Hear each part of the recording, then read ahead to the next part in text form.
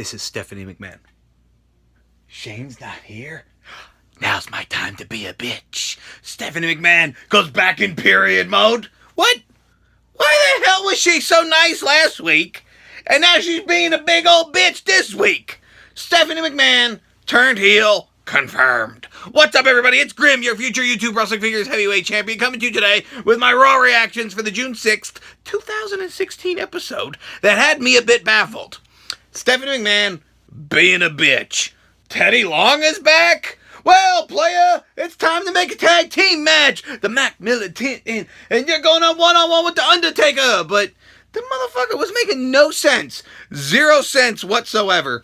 I actually almost think it was a shoot when Stephanie McMahon was roasting him for being so bad, because Teddy Long was seriously making 0 sense when he comes out on the stage to talk to the 6 members of the Money in the Bank match who were sitting up on 6 ladders, which we'll get to in a minute. Excellent segment. But Teddy Long, what are you doing, dude? Have you completely lost your mind? Why did they bring him back? Is this just a tease that he's going to run SmackDown? And spoiler alert, he never will. Or do they actually want Teddy Long back?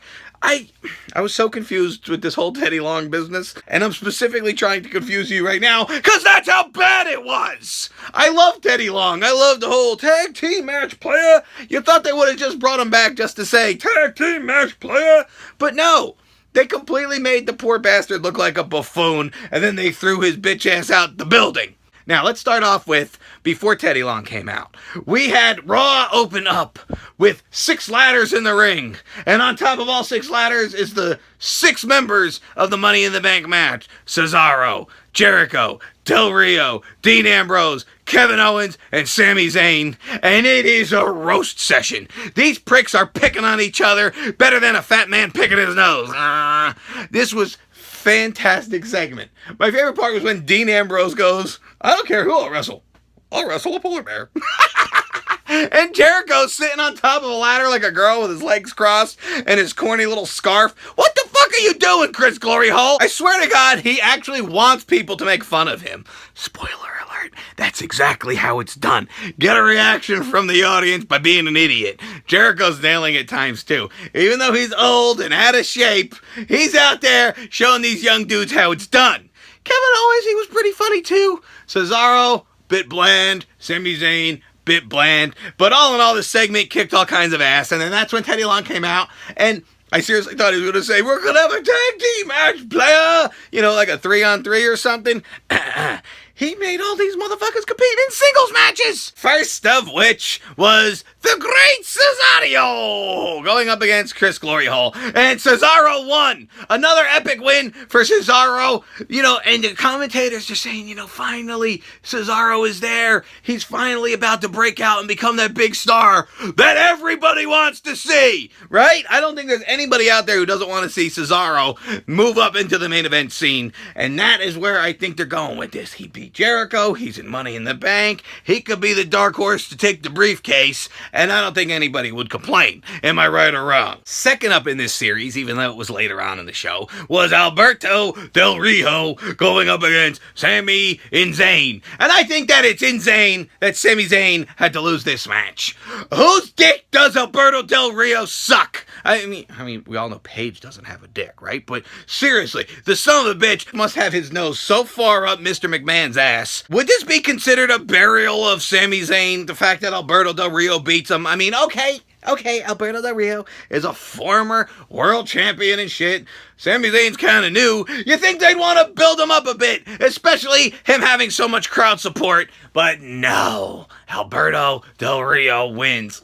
It was an epic face palm for me. It wasn't even like any kind of outside interference or nothing. People were pissed. Well, at least I was pissed. But that was a great match. The Cesaro and Jericho, another great match. Raw's nailing it with awesome matches. Then the third match in the series. Dean Ambrose goes up against Kevin Owens. Another kick-ass match. More kick-ass action. It was actually funny as fuck when Stephanie McMahon announced that Kevin Owens had to fight Dean Ambrose at the beginning of the show, and Kevin Owens was like, what? Again? I have to fight him again?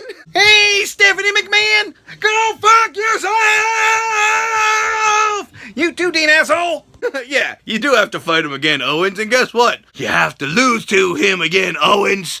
Oh, And again, the commentators carrying on about how Dean Ambrose, this close, a cunt hair away from becoming the WWE champion at Survivor Series, at the Royal Rumble, but Mr. Dean Jeans just can't get it done.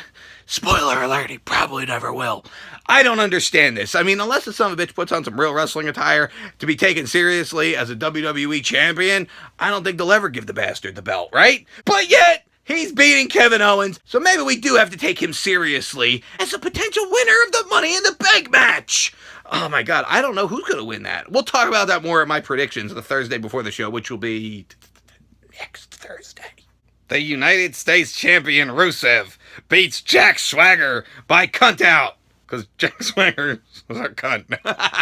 No, I don't know. The cringe was real with this one. Rusev, he's funny because he's cringy, in my opinion. You just look at him, he's like, he's fat, he's gross, but he's banging a hot blonde, and he's...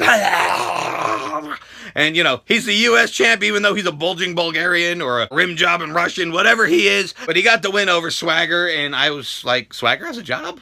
Swagger still works here? That's interesting. Of course, one of the best segments of the night was when John Cena came out, only to be interrupted by The Club, which John Cena accidentally called the Bullet Club. Oh, he said it. Oh, I can't believe Cena said Bullet Club. Oh, is he allowed to say Bullet Club? Oh my God, is New Japan gonna sue them because Cena said Bullet Club? Oh my God, people popped for Bullet Club. So AJ grabs the microphone and he says how he told his kids the reason that he never fought John Cena is because a guy like John Cena doesn't want to get in the ring with AJ because AJ would run circles around John Cena.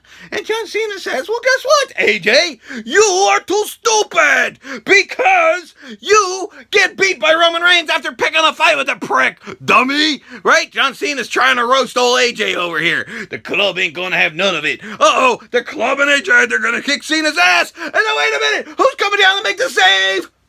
The New Day? No! No! No, God, please. The New Day is like one of the greatest things on wrestling right now.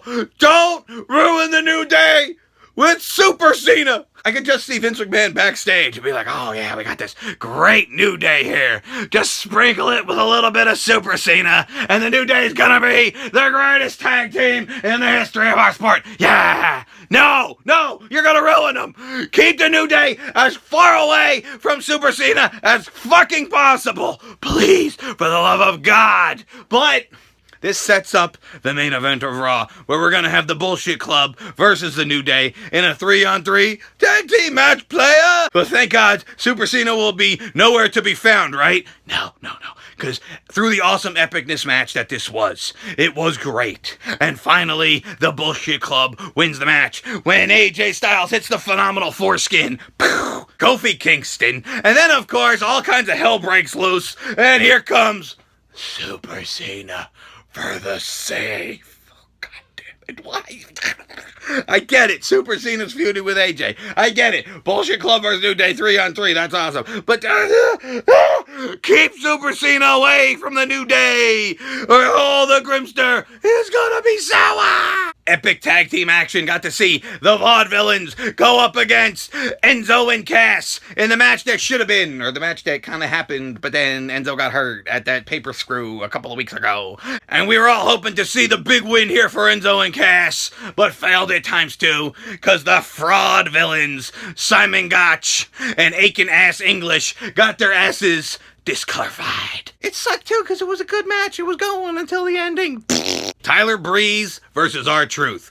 Nobody cares. Well, except for Teddy Schlong. Here comes Teddy Schlong to make it a tag team match, player. They finally got that in at the end of the episode, the tag team match, player. And that's when the security guards came out, threw Teddy Long out the building, and Stephanie McMahon went in full period mode on the poor little prick. I kind of felt bad for Teddy Long. She was being such a bitch. No Divas match again this week? We had more flapping of the gums by Charlotte with Dana Brokeass, until out comes Natalya and Becky Lynch. And you know, Charlotte starts roasting Natalya about how she should have her own shitty reality show with her crazy Uncle Brett and her fat fucking drunk father, Jim Neidhart. I'm like, Why you gotta be a bitch, Charlotte? Charlotte's out there. I'm apologizing to you, Rick. I meant professionally, not personally. I want you out of my life professionally, not personally.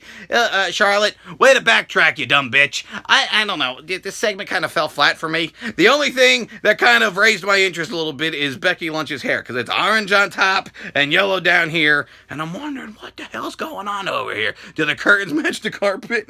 Then, of course, Charlotte punches Natalya in the face. All hell breaks loose. A big brawl. Charlotte and Dana Brooke standing tall. And, of course, people were pissed. I don't know where the hell they were going with this stupid segment. So Rollins wasn't even on the show. All they gave us was some promo package about how he always wanted to be champion, and then he was champion, and then he got hurt. He didn't want to give up the belt, and blah, blah, blah. Roman Reigns took the belt. He sat home and cried because he wanted to be in WrestleMania. Poor Rollins. Our hearts bleed for the heel, right? Meanwhile, where's Roman Reigns? Was he at home washing his tights? What the hell, you don't have Roman Reigns and Seth Rollins on Raw to build the big fucking championship match going into Money in the Skank? Too stupid! Unless Roman was on there and I completely missed it. Maybe I fucking blinked and missed the prick or was tweeting or something. But I didn't see Roman Reigns on Raw at all, right? Let me know in the comments below what you thought of the show. And I thank you guys for watching my Raw reactions. Please like this video, leave a comment, and subscribe for more. Grim out!